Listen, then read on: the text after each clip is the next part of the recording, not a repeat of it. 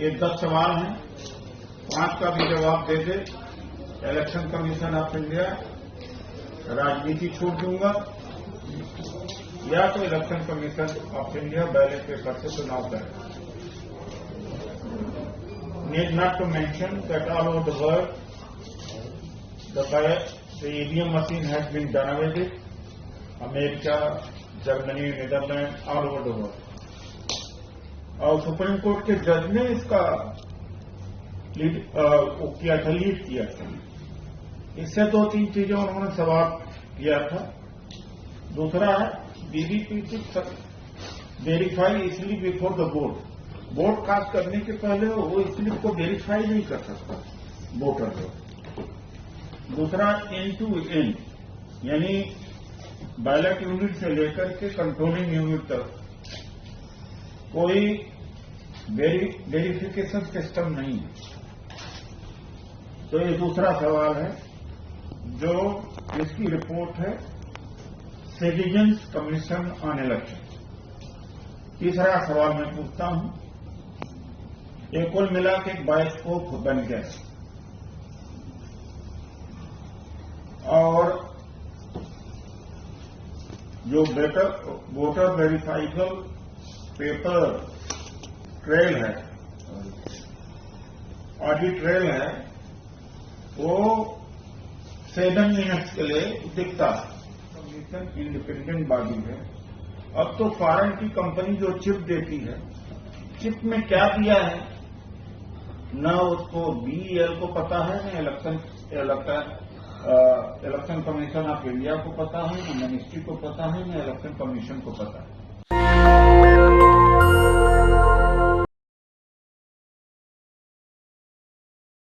DOM परिसम दलित OBC minority confederation और बामस्टेट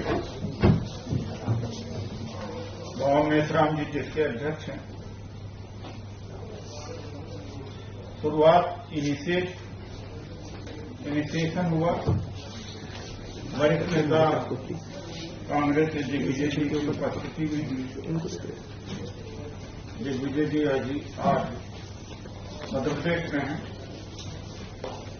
तो बावन मेश्राम जी की अनुपस्थिति में उनके प्रतिनिधि आए हैं, रविंद्र प्रताप सिंह जी, और इंडिया गठबंधन का है, एनजीओ का, नागरिक समाज का, पत्रकारों का भी।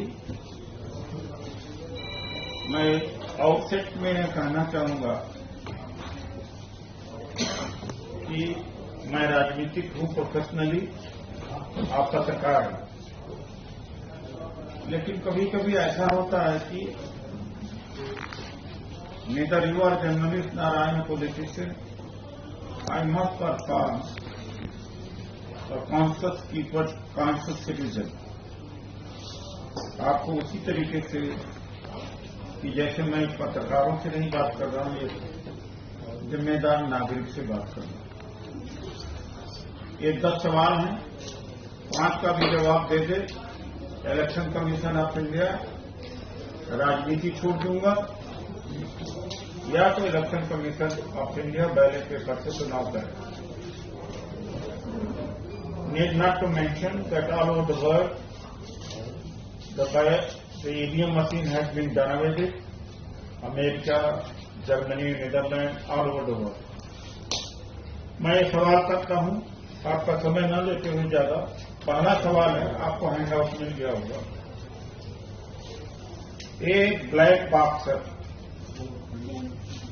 जिसमें ट्रांसपेरेंसी नहीं है, हम देख नहीं सकते हैं, और जब वोटर अपना वोट दे देता है तो देख नहीं सकता कि किसको उसने वोट दिया। पहला नंबर है। दूसरा, इसकी जो डिजाइनिंग है, सॉफ्टवेयर हार्डवेयर है। दूसरा सवाल, वो पब्लिक जान नहीं सकती, उसकी कोई इंक्वायरी नहीं हो सकती।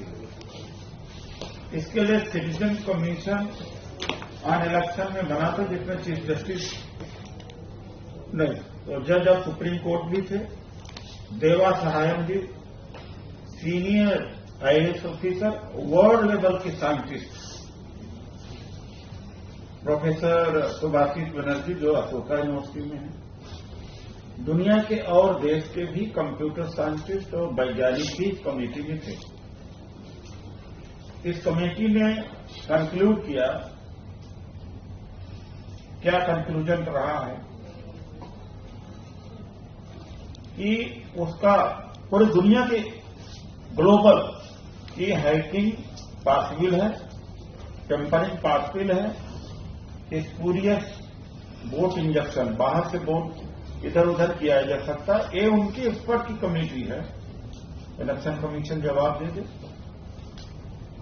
अब ये नहीं कि कोई कितने आईएएस उसमें हैं, कितने साइंटिस्ट हैं, कितने टेक्नोक्रेट्स हैं, और आप गूगल कर सकते हैं कि सिटीजन्स कमीशन ऑन इलेक्शन, और सुप्रीम कोर्ट के जज ने इसका लीड किया था। इससे 2-3 चीजें उन्होंने सवाल किया था।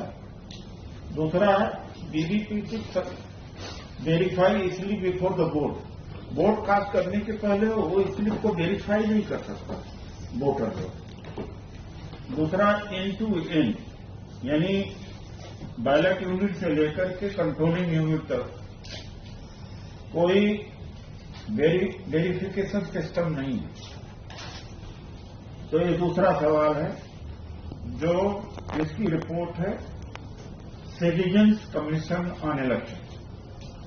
तीसरा सवाल मैं पूछता हूं, ये कुल मिला के एक बायोस्कोप बन गया और जो वोटर वेरिफाइबल पेपर ट्रेल है, ऑडिट ट्रेल है, वो 7 मिनट्स के लिए दिखता है, 7 सेकेंड के लिए वो दिखता है। अभी जो एक ब्लैक कांच लगा दी है उसका अभी डेमोन्स्ट्रेशन हम कराएंगे। 2 मिनट का डेमोन्स्ट्रेशन है, बहुत इंपॉर्टेंट है। वो बता देंगे कि किस तरह से वोटर वोट कास्ट करता है, देख लेता है कि है पंजे पर है कि लोटस पर है। पहले ट्रांसपेरेंट गिलास था, अब ब्लैक गिलास है, और जैसे हटता है तब पर्ची कट के गिरती है। उसको तो दिखता है कि हमने तो हाथ पर दिया, लेकिन जब हट जाता है तो पर्ची वो लोटस की यानी कमल की पर्ची कट करके गिरती है। उसके सॉफ्टवेयर इंजीनियर्स यहां पर आए हुए हैं, वो डेमोन्स्ट्रेट करेंगे। तीसरा सवाल। चौथा है जो कहते हैं स्टैंड एलोन, ये मशीन स्टैंड एलोन नहीं है। ये इतना भ्रामक बात है कि 2019 से पहले 2 ही आइटम था, एक बैलेट यूनिट थी और कंट्रोल यूनिट थी। बीच में वीवीपैट 2013 का जजमेंट था, 2019 में लागू हुआ। उसमें 2 चीज बाहर से अटैच होती, जो प्राइवेट कंपनियों की इंजीनियर्स कॉन्स्टिट्यूशन में जाते हैं, वो लैपटॉप से और सिंबल लोडिंग यूनिट से प्रोग्रामिंग डालते हैं, और जब इलेक्शन खत्म हो जाता है तो अपना डिवाइस लैपटॉप भी और वो जो सिंबल लोडिंग यूनिट है दोनों लेके चले जाते हैं। कैसे कह सकते हैं कि मशीन स्टैंड अलोन करती है? ये सवाल इलेक्शन कमीशन ऑफ इंडिया से हम पूछते हैं कि वीवीपैट आने के बाद लैपटॉप के कनेक्शन में आती है ईवीएम मशीन। वीवीपैट लगने के बाद में सिंबल लोडिंग यूनिट जो डिवाइस, 2 डिवाइसेस हैं, और जैसे इलेक्शन कंप्लीट हो जाता है, ईवीएम स्ट्रांग रूम में चला जाता है, इंजीनियर अपना लैपटॉप लेकर के और सिंबल लोडिंग यूनिट लेके चला जाता है। कैसे कह सकते हैं नहीं? इस आदत। ये चौथा सवाल है। 5वां है इसमें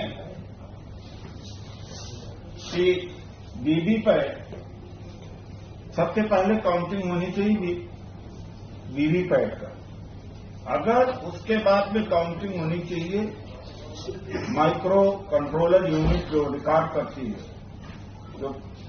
जो चिप है जहां से उसका होता है, अगर उसमें कोई फर्क आ रहा है तो उसको फॉर्म नंबर 20 है, उसके डिटेल मैं वो टेक्निकल चीजें हमें ज्यादा फॉर माई अंडरस्टैंडिंग आज देखे नहीं, लेकिन इसका यह है कि अगर डिस्क्रिपेंसी है तो कैंसिल होना चाहिए, क्यों नहीं। तो पहले वीवीपैट की काउंटिंग होनी चाहिए। छठा सवाल है कि इलेक्शन कमीशन इंडिपेंडेंट है कॉन्स्टिट्यूशन में, अब तो इसमें कॉन्स्टिट्यूशन नहीं रहा, नीदरलैंड की कंपनी इन्वॉल्व हो गई, भारत इलेक्ट्रॉनिक्स लिमिटेड सरकार की कंपनी इन्वॉल्व हो गई, मिनिस्ट्री इन्वॉल्व हो गई, बीजेपी इन्वॉल्व हो गई, ECI electronic corporation of India involve हो गई। अब जो कॉन्स्टिट्यूशन में मैंडेट दिया गया था कि इलेक्शन कमीशन इंडिपेंडेंट बॉडी है, अब तो फॉरेन की कंपनी जो चिप देती है, चिप में क्या दिया है न उसको बीईएल को पता है, न इलेक्शन कमीशन ऑफ इंडिया को पता है, न मिनिस्ट्री को पता है, न इलेक्शन कमीशन को पता है। तो जो एक थियरी कहते हैं कि वो किसी से कनेक्टेड नहीं है, प्रभावित नहीं है, वो थियरी डिस्ट्रॉय होती है। यहां पर इलेक्शन कमीशन इसका जवाब नहीं दे सकता। सातवां यह है कि जो ये कहते थे कि electrically erasable and program memory, जो कहते तो वन टाइम जो बर्न हो जाता है चिप, उसमें रीराइट नहीं हो सकता, लेकिन रिसेंट तमाम ऐसी खबरें आई हैं जिसमें कहा कि वो चिप में रीराइट किया जा सकता है। उसका जवाब इन्होंने नहीं दिया। और इसमें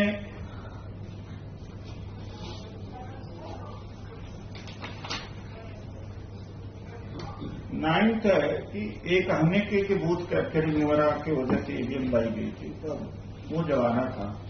आज सीसीटीवी कैमरा है, पुलिस लगाई जाती है, हेवी डिप्लॉयमेंट होता है और जागरूकता है, कन्विंस का है, रोड कनेक्टिविटी है, उससे ये तुलना नहीं की जा सकती।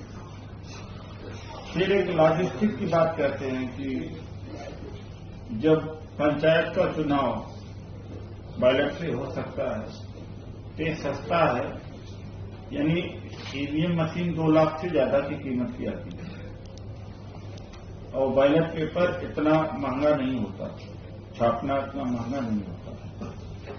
और जब वो चुनाव हो सकते तो ज्यादा से ज्यादा 2 हफ्ते में बैलेट पेपर से चुनाव कराया जा सकता है। और वो लोकल अथॉरिटी वहां की है जो बैलेट पेपर छापती है, डिस्ट्रिक्ट मजिस्ट्रेट इलेक्शन ऑफिसर छापता है। तो ये जो बहानेबाजी है कि ये तो बड़ा लंबा प्रोसेस है और बैलेट बॉक्सेस भी वही बनते हैं, बैलेट बॉक्सेस भी लोकल में ही बनाते हैं जो लोकल लोहे में काम करने वाले होते हैं। तो roll back to ballot paper is not difficult. तो इन सारे सवालों का जवाब इलेक्शन कमीशन दे।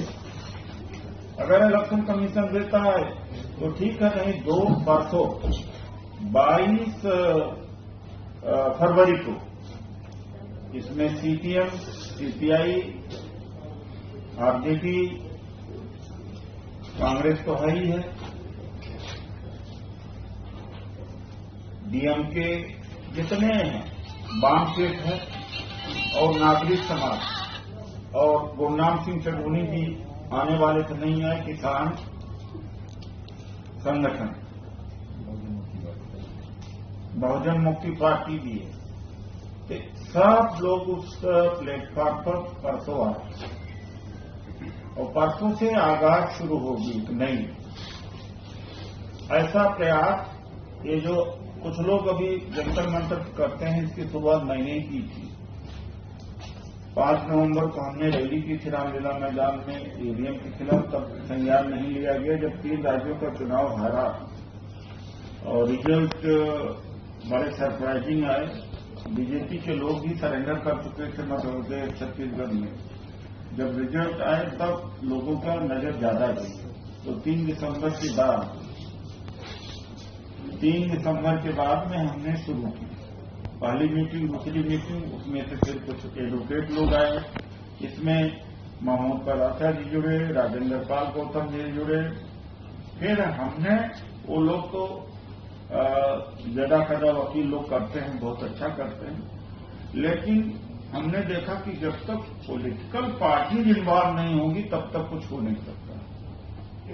ये सरकार एनजीओ से सुनने वाली नहीं है।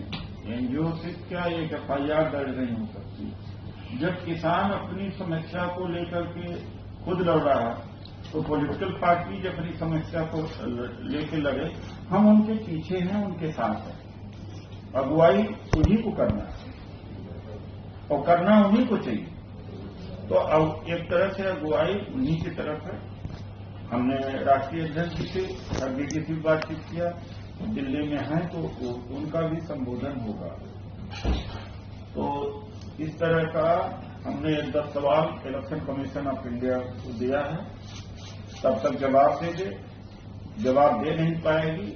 22 फरवरी को जंतर मंतर पर नागरिक समाज, पत्रकार, एनजीओ, पॉलिटिकल पार्टी के लोग, politician, intellectual, social organization, SC/ST organization. National Dastak की आपसे गुजारिश है कि अगर इसको बचाना चाहते हैं तो नेशनल दस्तक को सब्सक्राइब करने के लिए रेड कलर के सब्सक्राइब बटन को दबाएं, फिर बेल आइकन की घंटी दबाएं। नेशनल दस्तक को बचाने के लिए बहुत जरूरी है कि हर खबर को शेयर करें, लाइक करें, कमेंट जरूर करें।